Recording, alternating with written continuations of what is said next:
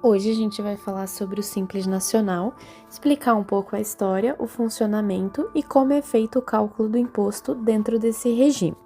Esse é um tema bem essencial para a gente entender um pouco a tributação das micro e pequenas empresas no Brasil. O Simples Nacional ele é um regime tributário diferenciado, criado pela Lei Complementar 123 de 2026 e é voltado para as microempresas e empresas de pequeno porte. Ele foi desenvolvido para estar simplificando o pagamento dos impostos, reduzindo a burocracia e incentivando a formalização dos pequenos negócios. O objetivo do Simples Nacional é reduzir a carga tributária dessas empresas, unificar o pagamento dos tributos, tornando o processo um pouco mais ágil e, principalmente, está facilitando a formalização, incentivando os negócios saiam da informalidade e passem a contribuir corretamente com a economia. As empresas que podem optar pelo Simples Nacional são as microempresas, com faturamento anual de até 360 mil, e as empresas de pequeno porte, com faturamento de até 4,8 milhões por ano. Além disso, também temos que estar respeitando uma série de critérios legais, como não ter débitos com o fisco e não exercer nenhuma atividade vedada. O grande diferencial do Simples Nacional é a unificação dos tributos. São 8 tributos pagos em uma única guia, que são o IRPJ, CSLL, PIS, COFINS, IPI, ICMS, ISS e o CPP. Isso representa uma grande economia de tempo e recursos para o empresário. O cálculo do imposto ele é feito com base na receita bruta mensal, aplicando uma alíquota progressiva de acordo com as tabelas especificadas, que são chamadas de anexos, previstas na Lei Complementar 123. Quanto maior o faturamento, maior tende a ser a alíquota. Então, existem 5 anexos que definem as alíquotas. São anexo 1, comércio, anexo 2, indústria, anexo 3, 4 e 5 é serviço. Cada uma dessas tabelas tem uma faixa de faturamento e alíquotas específicas que são influentes diretamente no valor final do imposto. Aqui eu trouxe um exemplo da tabela, que seria referente ao anexo 1, comércio. É possível a gente estar observando as faixas da receita bruta, as alíquotas que são aplicadas e a parcela para deduzir, que é usado no cálculo efetivo da alíquota. Aqui eu trouxe o cálculo efetivo, então vai ser a alíquota efetiva é igual à receita bruta vezes a alíquota menos a parcela a deduzir, dividido pela receita bruta. Isso significa que mesmo que a alíquota bruta seja de 7%, a alíquota efetiva, ou seja, o quanto realmente se paga, pode ser bem menor.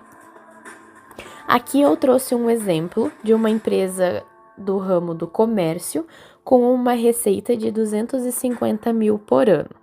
Então, ela se enquadra na segunda faixa, ela tem a alíquota de 7,30 e uma parcela a deduzir de 5.940, que era o que estava naquela tabela anterior.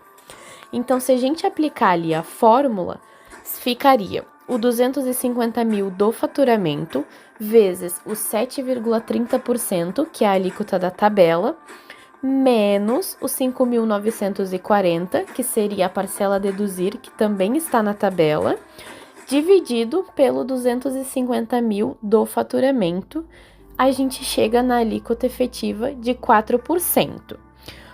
Ou seja, se a alíquota vai ser de aproximadamente 4%, esse regime já está mostrando como ele pode ser vantajoso.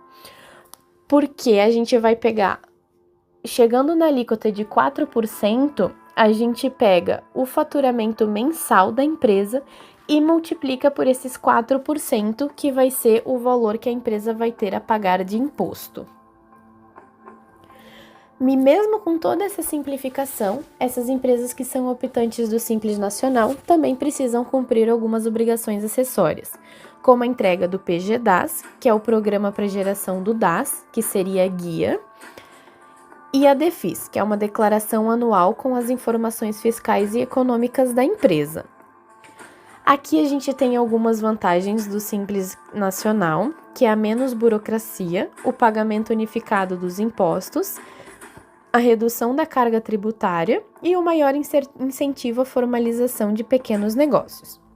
Como tudo tem vantagens e desvantagens, aqui a gente também tem algumas, que seria o limite do faturamento, que pode ser restringido para o crescimento da empresa.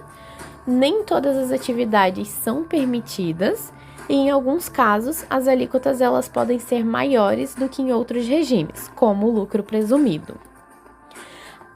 Para uma empresa ser excluída do Simples Nacional, ela precisa ultrapassar o limite do faturamento, exercer alguma atividade vedada, que não é uma atividade que não é permitida para esse regime, ou tiver alguns débitos com o fisco, o que isso já mostra o quanto é importante a empresa estar regularizada com o fisco. Mesmo com toda essa simplificação, a contabilidade ela continua sendo bem essencial.